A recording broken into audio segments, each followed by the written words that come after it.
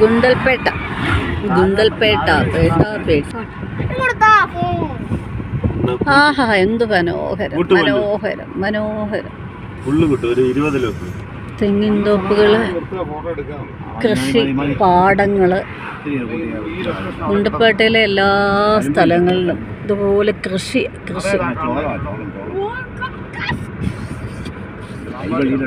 എന്തെല്ലാം സൈസ് കൃഷികളാണ് നോക്കിയാൽ. ബീൻസുകള്, മഞ്ഞള്, പിന്നെ എന്തോ ഈ പരുത്തിപ്പൂ. എന്തോ ഈ പരുത്തിപ്പൂ എന്തിനാ? പരുത്തിപ്പൂ അല്ലത്, അത് ഇതാ